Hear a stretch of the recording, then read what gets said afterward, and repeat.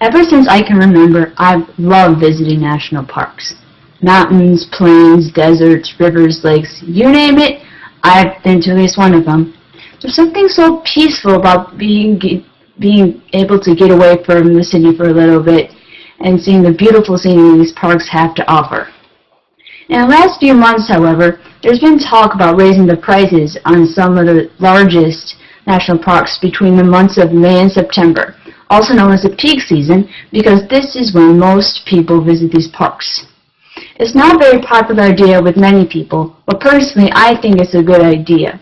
To keep up these beautiful parks, we need these price raises, and that's what I'm going to try to convince you of today. The main reasons that these prices need to be raised are that the money that's being raised is being used to improve the quality of the parks for both the tourists and the wildlife. It's being raised by the people who go to the parks as opposed to all the taxpayers in the country, and the businesses who aren't receiving as much during the peak season will have better economic outcomes and better and increased incomes. I know many people might complain about the increased prices because they think it'll exclude people who won't be willing to pay the higher prices. Well, I can tell you people won't be paying higher prices when they see what they're getting for their money. Currently, the overcrowding of the national parks is running down the quality of the vicinities, especially the quality of the tour, resulting in the lower quality of the tourist attractions. Although our national parks are favorite vacation destinations for many, the parks are stretching their capacities to the breaking point.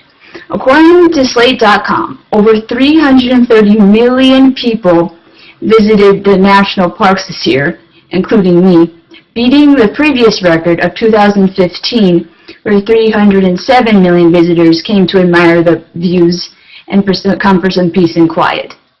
The rising number of visitors adds to the stress of the park's burgeoning maintenance backlog, which includes roads, bridges, campgrounds, restrooms, and other construction projects. But along with the national parks quality going down for the visitors, it's not improving for the wildlife there.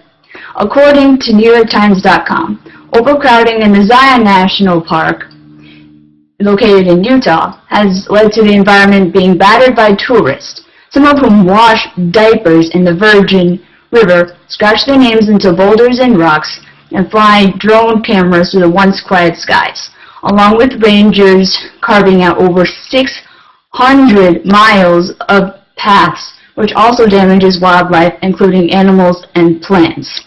This is especially a big deal in Zion, since desert environments are so delicate. And I don't know about you, but once people wash diapers in a river, it doesn't seem much of a virgin anymore because it's not, like clean.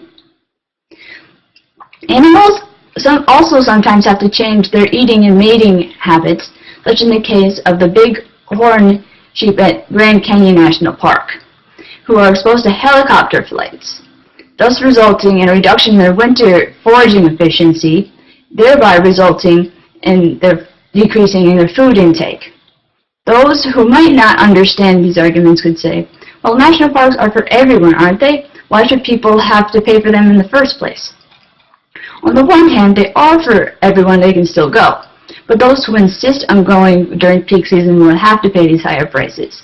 One has to remember that although it would be more expensive between May and September, one could still get discounts for their admissions on these or other national parks.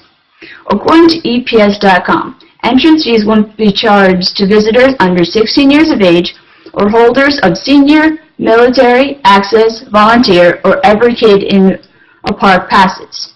But also is the fact that this price raise proposal covers only 17 out of the 417 national parks in America, and only 119 are priced to begin with.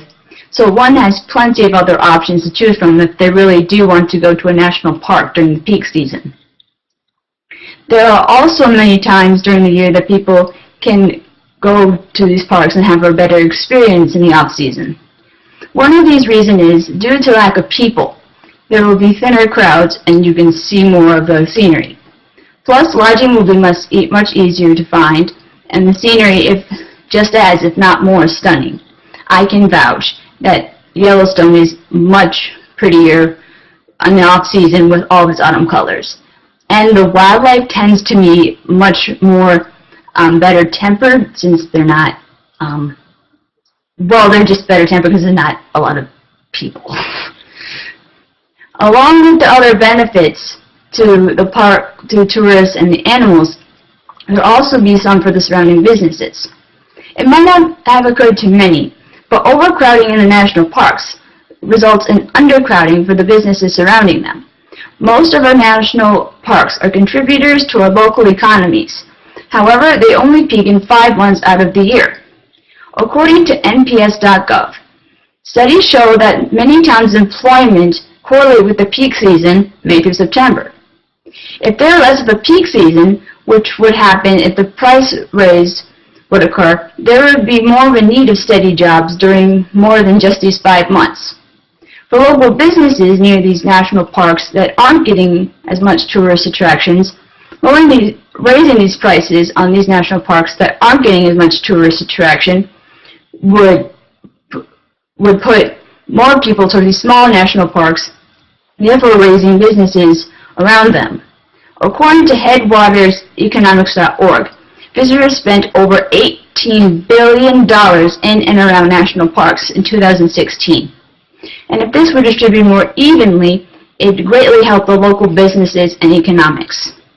As reported by NBCNews.com, tourism contributed $26.8 billion nationally, and as told by Marie Lershin, the owner of TNC Vacation Rentals in Packwood, Washington, people often stay for a couple days to visit Mount Rainier and a couple other days to visit Mount St. Helens.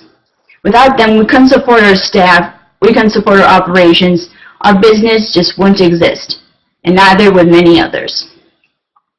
At first glance, the raise of national park prices might seem a bit extreme, until you consider the fact that the money is being raised to greatly increase the quality of life, for the national parks for both tourists and the animals.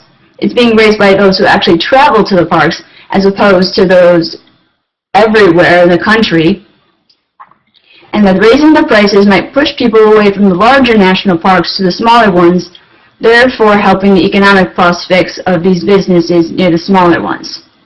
It might be an unpopular opinion to some, but I hope I persuaded you that raising these prices in the national parks is necessary.